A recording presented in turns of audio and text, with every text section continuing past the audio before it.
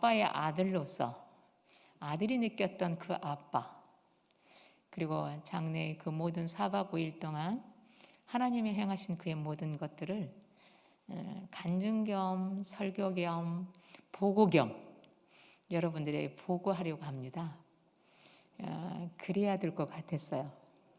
그래서 여러분에게 은혜의 시간이 되길 원하고 소망의 시간이 되길 원하고 또한 꿈을 꿀 수 있는 그런 시간이 되길 원하고 더불어 비전을 갖는 그런 시간이 되길 원합니다.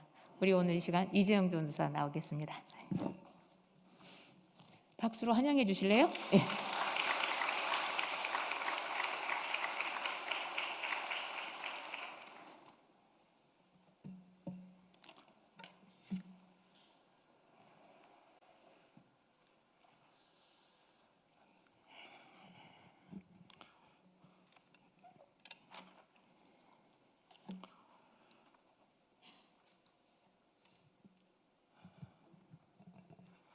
네, 할렐루야.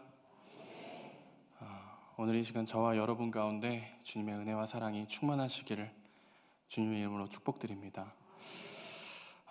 말씀 나누기 전에요, 저희 이일성 목사님께서 살아생전에 참 사랑하셨던 찬양 한 곡 함께 하기를 원합니다. 고난이 유익이라 함께 찬양하시겠습니다.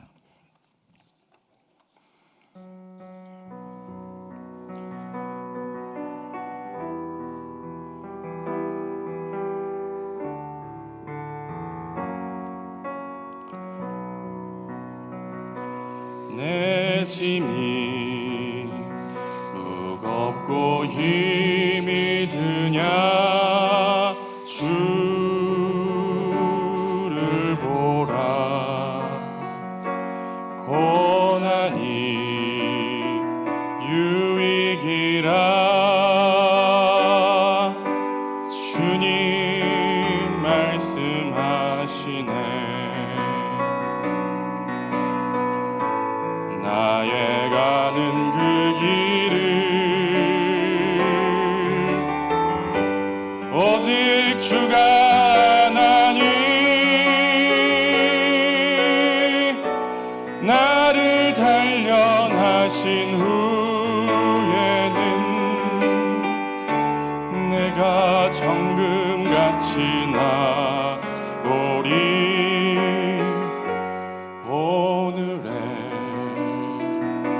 아픔은 내일의 소망이요. 쓰라린 아픔 뒤에 축복이 있다네. 고난은 인생의 참 의미를 알게 하고 예수님 한 분으로 만족할 수 있어요. 나의 가는 이 길을 오직 주가 아나니 나를 단련하신 후에는 내가 정금같이 나오리. 고난이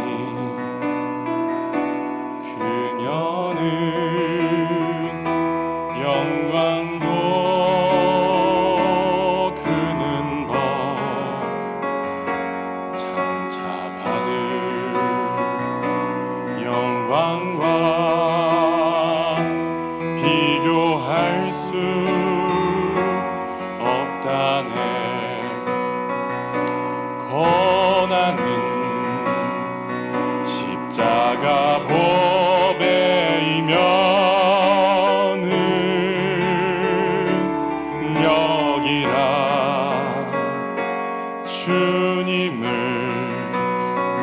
따르는 자 십자가 져야만 하리. 나의 가는 그 길을 오직 주가 하나니 나를 단련하신 후에는 내가 정금같이 나오리. 좁은 길 가는 자 생명길 영광의 길 십자가 진 후에 면류관 있으리.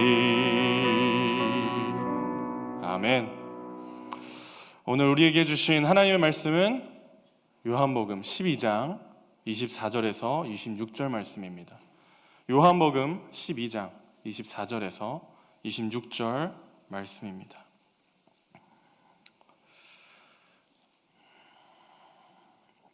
네, 함께 찾으셨으면 함께 합독하시겠습니다. 내가 진실로 진실로 너희에게 이르노니 한 알의 밀이 땅에 떨어져 죽지 아니하면 한 알 그대로 있고 죽으면 많은 열매를 맺느니라. 자기의 생명을 사랑하는 자는 잃어버릴 것이요 이 세상에서 자기의 생명을 미워하는 자는 영생하도록 보존하리라. 사람이 나를 섬기려면 나를 따르라. 나 있는 곳에 나를 섬기는 자도 거기 있으리니 사람이 나를 섬기면 내 아버지께서 그를 귀히 여기시리라. 아멘. 네, 할렐루야. 네, 오늘 이 말씀 가지고 하늘의 미랄이라는 제목으로 우리 이일성 담임 목사님 추도하는 예배와 함께 대표 상주로서 우리 산마 성도 여러분들과 또 목사님을 사랑하셨던 모든 분들께 보고하는 시간으로 가지기를 소망합니다. 제가 전도사 사역을 시작하게 됐을 때 아버지께서 언제 한번 금요철에 한번 예배를 서라, 설교 한번 해라 말씀하신 적이 있습니다. 그때 저는 그렇게 말씀드렸어요. 제가 어떻게 그 엄청난 자리에 쓰겠습니까? 저는 깜냥이 안 됩니다, 아버지. 저는 못합니다. 그렇게 말씀드린 적이 있어요. 물론 지금도 천국에서 보고 계시겠지만 참 이런 상황 속에서 저희 아버지를 보내드린 후에나 이 자리에 서게 되었다는 것이 도대체 이것이 기쁜 일인지 슬픈 일인지 그것은 잘 모르겠습니다. 다만 이 자리에서 한 번도 선 본 적 없던 이 강단에서 담임 목사님이 매주 매일같이 보셨던 이 모습을 한번 보니까 이일성 담임 목사님 당신의 그 삶이 결코 가볍지 않았겠다라는 그 사실 하나만큼은 조금 느낄 수 있는 것 같습니다. 이제 장례식을 은혜 가운데 잘 마쳤는데요. 너무너무 수고해 주시고 함께 동참해 주셔서 진심으로 감사드립니다. 특히 우리가 장례식을 할 때에 제가 상주로 혼자 있었던 것이 아니라 보셨겠지만 우리 샬롬 전도사님이랑 함께 상주를 세웠습니다. 근데 세운 이유가 따로 있습니다. 비단 저보다 더 아들 노릇을 했다고 제가 생각하기 때문에, 물론 그렇게 생각하기 때문에 그렇게 세운 것인데요, 직접 제가 샬롬 전사님 당신 상주로 서야 됩니다. 목사님 아들 노릇을 그렇게 톡톡히 해놓고 상주로 안 설 생각하면 안 됩니다. 그렇게 제가 말씀을 드리고 부탁을 좀 드렸어요. 실제로 저는 이제 아버지와 몸이 많이 떨어져 있었으니 샬롬 전사님께서 몇 달 동안이나 매일같이 이렇게 다리도 주물러 드리고 함께 산책도 다니고 정말 붙어 다니면서 이렇게 톡톡히 특히 아들 노릇을 했더라고요. 그래서 참 특히 목사님들이 많이 오시잖아요. 목사님들이 많이 오셔서 저한테 이렇게 인사를 하는데 저는 아무도 모르겠어요. 저기 안녕하세요. 그리고 저는 낯가리고 있었는데 옆에 샬롬 전사님은 그 목사님 저번에 만났어요. 막 이렇게 하시더라고요. 그래서 계속 모든 목사님들 막 다 알고 저한테 설명해 주시고 그래서 참 감사했다라는 그런 이유로 이제 상주 같이 하십시다 했는데 비단 그 이유만이 아니라는 것이죠. 왜냐하면 마치 우리 하나님께서 자신의 아들이신 예수 그리스도 이 땅에 보내셔서 그를 통하여 구원받은 우리 모두에게 뭐라고 부르십니까? 너 우리 자녀다 부르시지 않습니까? 네. 그리고 가족이라고 칭하십니다. 네. 그래서 그런 하나님을 우리가 믿고 그 안에서 가족이 되었다고 우리 삼마 가족이라고 칭하잖아요. 네. 근데 사실 은근하게 그런 마음들이 있지 않으세요? 뭐 가족이라고 말은 하는데 사실 남은 남이지 뭐 이런 말 생각을 하셨을지도 몰라요. 교회 안에서. 그런데 하나님께서 가족이라고 하셨으니까 진짜 가족인 줄로 믿습니다. 그래서 제가 많은 분들을 이렇게 인사드리면서 우스갯소리로 우리 담임 목사님은요, 그러니까 저한테 그래요. 위로하시면서 상주 너무 힘들지 않으세요? 혼자 그러니까 외아들인데 뭐 아니에요. 우리 목사님은 상주가 보면 한 2,000명쯤 돼요. 이렇게 제가 말씀을 드리곤 했습니다. 실제로 저는 그렇게 생각이 들고 하나님이 맺어주셨으니까 진짜 가족이라고 좀 여겨집니다. 그래서 미얀마 분도 가족이면 상주면 여기 계신 분들도 다 상주 노릇 하셨다고 생각이 들었습니다. 그래서 참 많이 놀라셨을 텐데 그럼에도 불구하고 한 주 동안 고생해 주시고 마음으로 아파해 주시고 또 위로해 주신 모든 분들께 이 자리를 빌어서 진심으로 감사 인사를 드립니다.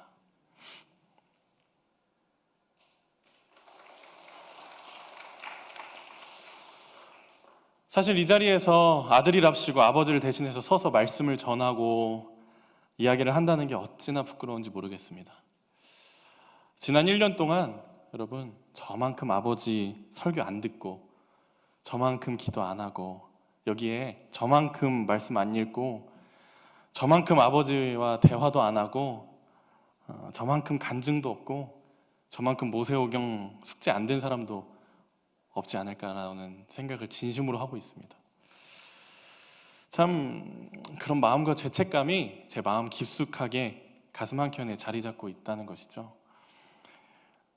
지난 27일 저번 주 주일이에요. 제 생일이었는데 다음 날이 28일 월요일에 몇 년 만에 저희 아버지와 단둘의 시간을 감사하게도 가질 기회가 있었어요. 지금 생각해보니까 하나님께서 예비해 두신 것 같습니다. 딱히 특별한 것은 없었습니다. 같이 산책하고 또 조곤조곤 대화 나누고 저기 영종도 가서 같이 식사하고 깊은 대화도 좀 나누고 또다시 일상으로 돌아가서는 전화 한 통도 안 드리고 그게 마지막이었습니다. 전화 한 통도 못 드린 채 목사님을 떠나 보내드렸습니다. 그러고 나니까 얼마나 후회가 막심한지. 참 불효자는 웁니다란 말이 이런 데서 나오는구나. 어떻게 슬픈 내색도 잘 못하겠지만 얼마나 후회가 막심한지. 참 하나님과 아버지 앞에 얼마나 죄스러운지. 그런데 가만 생각해보니까 이러한 마음이 없으신 분이 어디 있겠습니까? 제가 이야기를 좀 들어보니까 누구는 당일날에도 목사님을 혼자 산책하시는 걸 보셨다는 분도 계시고 내가 그걸 알았으면, 내가 같이 계셨으면, 어떤 분은 그때 내가 그냥 같이 산책 나갔으면, 목사님 내가 빨리 모셨으면, 그때 내가 같이 나갔으면. 그리고 어떤 분은 그 전날 금요철야 때 오시려다가 말았대요. 그때 목사님 설교 그때 마지막으로라도 들었으면. 한 번이라도 목사님이랑 대화 더 나눴으면, 하나님 한 번이라도 기도 더 받았으면, 목사님한테 신방 받았으면, 하나님 우리 목사님한테 전화 한 통 더 드렸으면, 문자 한 통 더 드렸으면, 그런 후회들 여기 없으신 분들이 어디 있겠습니까? 그래서 그럼에도 불구하고 이 시간 여러분께 당부드리고 싶은 말씀은, 먼저 부디 마음에 죄책감 가지지 마시라고 전해드리고 싶습니다. 아멘 하십시오. 죄책감 가지지 않으셨으면 좋겠습니다. 결코 그 죄책감 하나님이 기뻐하시는 마음이 아니라는 걸 알게 됐습니다. 분명하게 사탄의 참소이고 사탄의 거짓말입니다. 우리 목사님 생명도 하나님의 주권에 달려있다고 우리가 고백하고 그 주님의 선하심을 믿고 선포한다면 그런 마음 가지시면 안 됩니다. 왜냐하면 목사님 맨날 하셨던 말씀 무엇입니까? 네가 영원히 살 거라고 하는 사탄의 거짓말에 속지 마라. 그 수백 번 들으셨잖아요. 아마 목사님 화장하시고 유골에 아마 제가 확인은 못했는데 써져 있었을 것 같아요. 오늘 죽을 것처럼 살아라. 내일이라도 죽을 것처럼 살아라. 목사님 그 말씀 그대로 순종하시고 믿음으로 결단하면서 사신 겁니다. 여러분 이 장례 절차, 장례 의식, 예식들 다 치르시면서 기도하시면서 갑작스러운 소식 들으시고 그 마음에 어떤 마음 가지셨습니까? 왜 하나님이 하필이면 지금 우리 목사님을, 하실 일도 많으신데 왜 하나님 그렇게 갑작스럽게 준비할 시간도 없이 갑작스럽게 부르셨을까? 여기에 생각하지 않으신 분 없으시리라 생각됩니다. 저도 깊게 생각해 봤습니다. 분명 그날 아침만 해도 건강하셨어요. 그날 아침에도 저기 탄현역 넘어서까지 산책하고 오셨습니다. 하루 종일 사역하실 수 있으셨고요. 그날만 해도 굉장히 건강하셨습니다.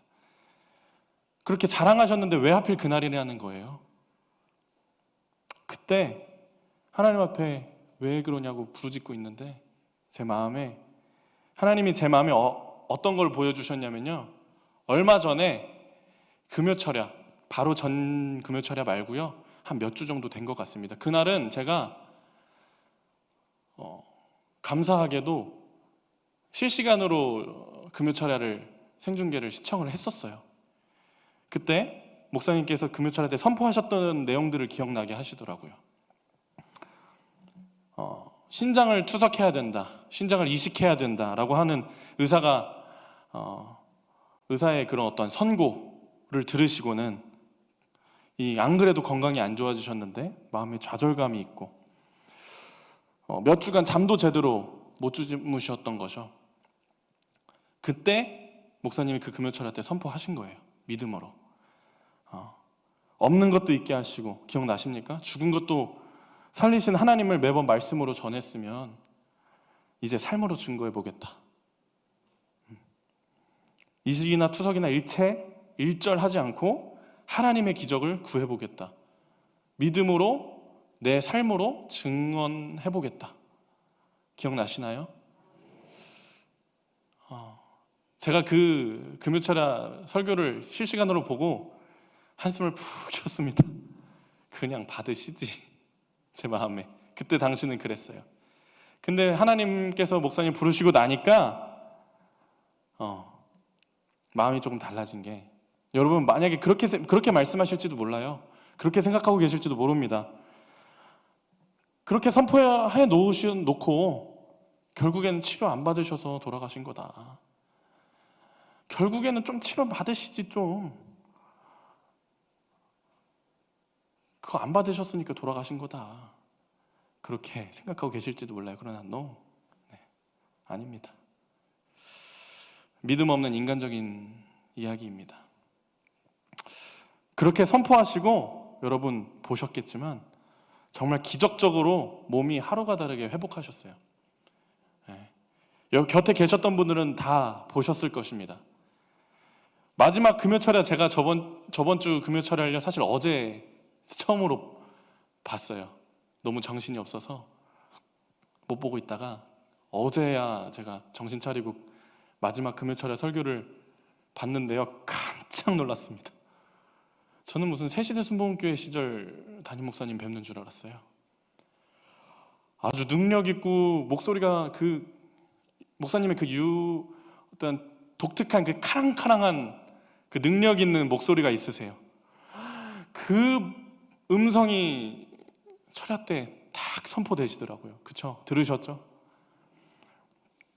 마지막에 만약에 여러분 목사님이 병상에서 힘없이 투석 다 받고 이식 다 받고 병원에 누워가지고 치유의 희망 이제 없이 힘없이 이렇게 돌아가셨으면요, 그거야말로 기적을 경험 못한 최후였을 것입니다.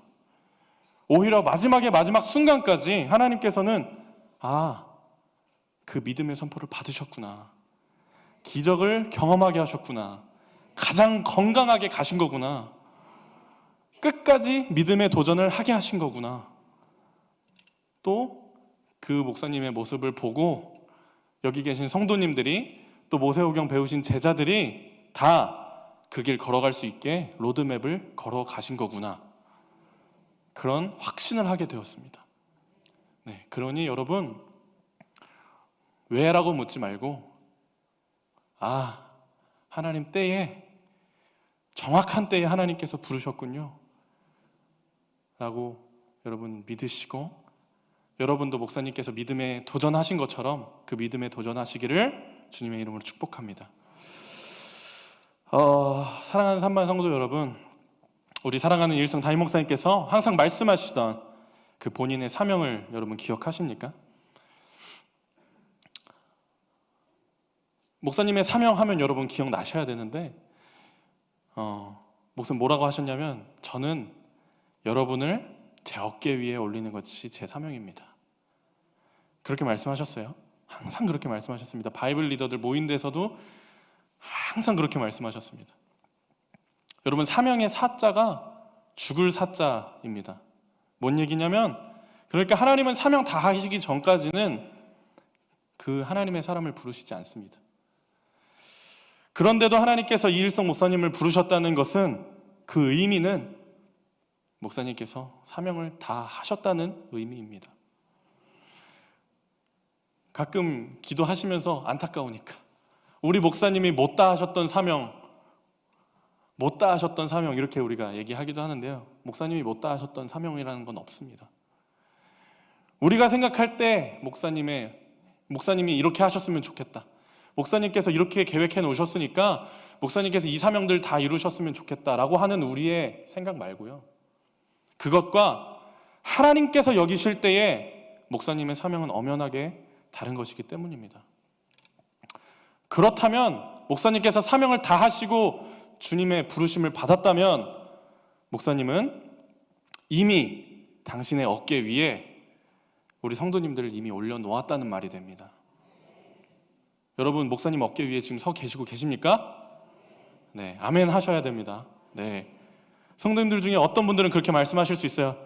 그래도 난 아닐 거야, 아직은 아니야, 저는 내가 어떻게, 난 거기에 해당되지 않아, 난 아직 믿음이 없어, 난 자신이 없어, 아직 나는 이 정도밖에 살고 있지 못한데 어떻게 그렇게 목사님이 어깨 위에 선 것처럼 큰 사람이겠어. 여러분, 그렇게 생각하시는 분들도 있으실지 모르겠습니다. 그런데 절대로 아닙니다. 여러분, 제가 절대로란 말을 이렇게 선포할 때 쓰는 걸 별로 안 좋아하는데, 그럼에도 불구하고 절대로 아닙니다. 예. 믿음으로 이미 우리는 그 지점을 보는 거예요.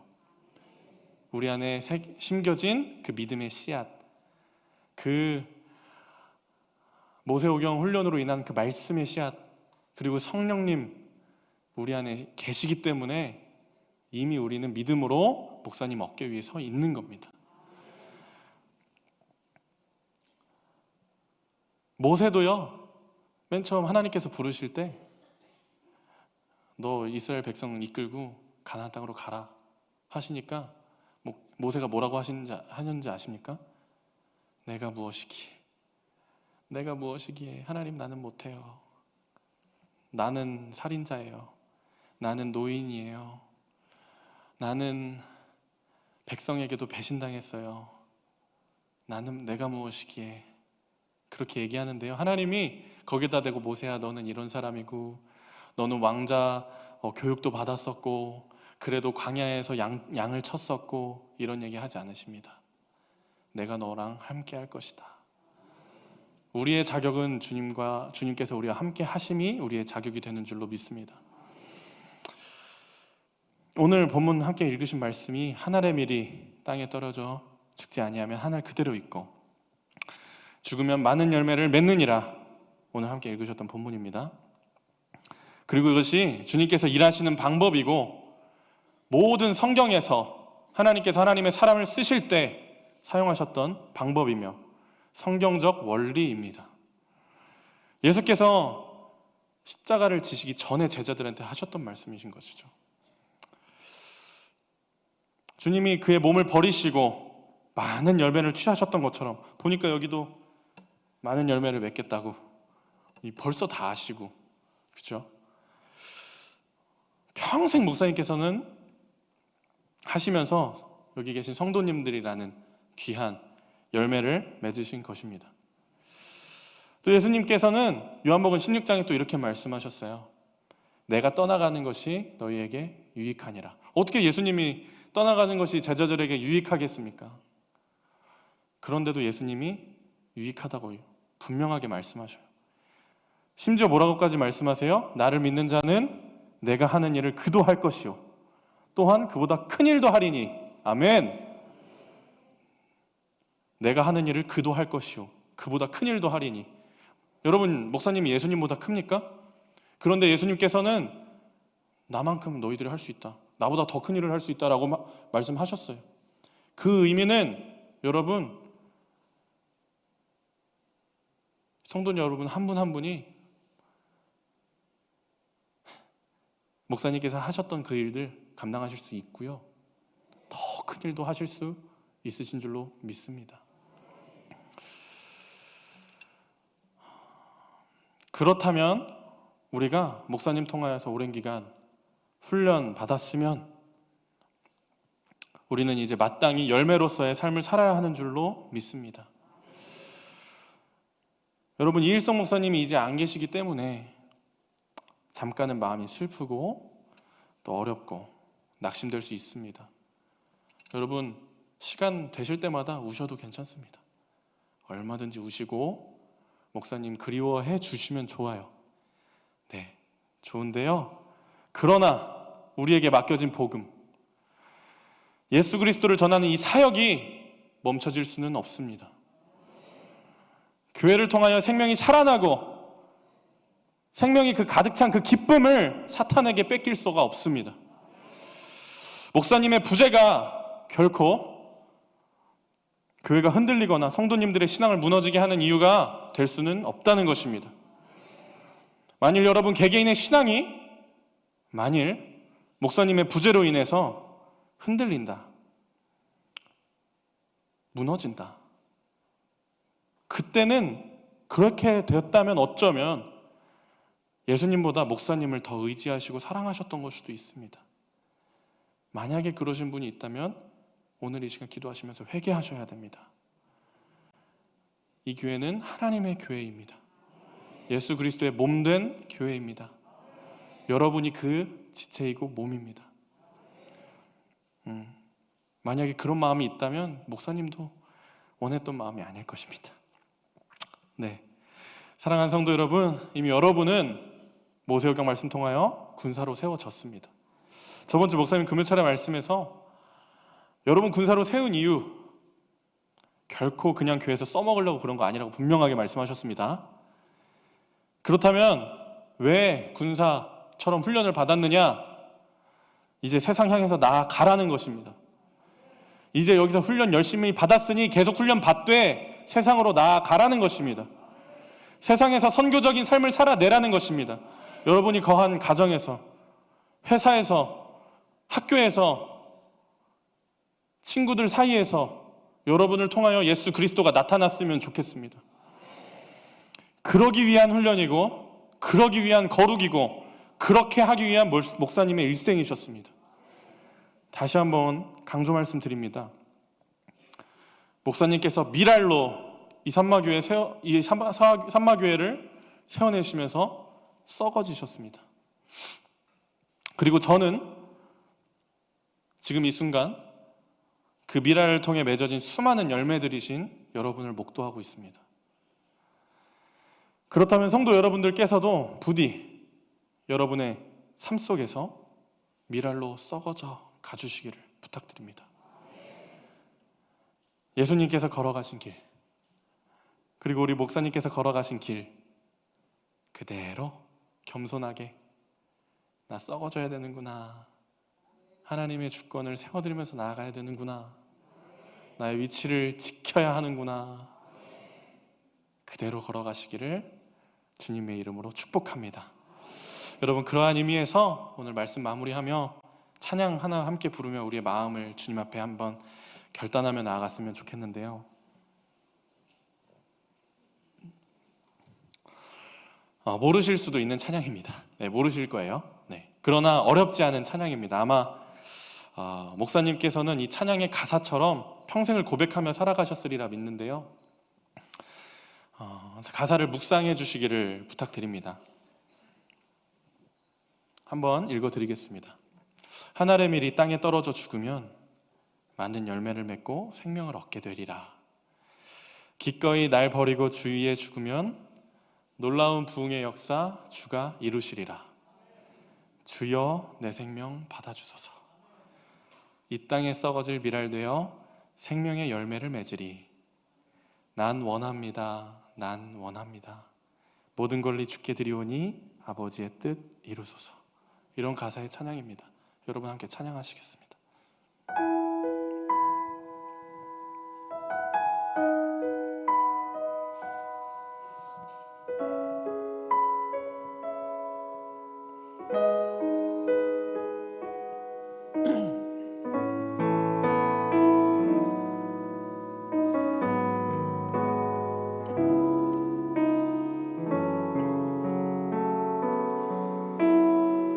하늘의 밀이 땅에, 하늘의 밀이 땅에 떨어져 죽으면 많은 열매를 맺고 생명을 얻게 되리라. 기꺼이 날 버리고 주 위에 죽으면 놀라운 부흥의 역사 주가 이루시리라. 하늘의 밀이, 하늘의 밀이 땅에 떨어져 죽으면 많은 열매를 맺고 생명을 얻게 되리라. 기꺼이 날 버리고 주 위에 죽으면 놀라운 부흥의 역사 주가 이루시리라. 우리 고백합니다. 주여 내 생명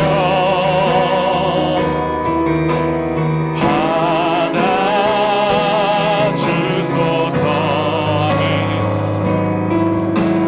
이 땅에 썩어질 미랄 되어 생명의 열매를 맺으리. 난 원합니다.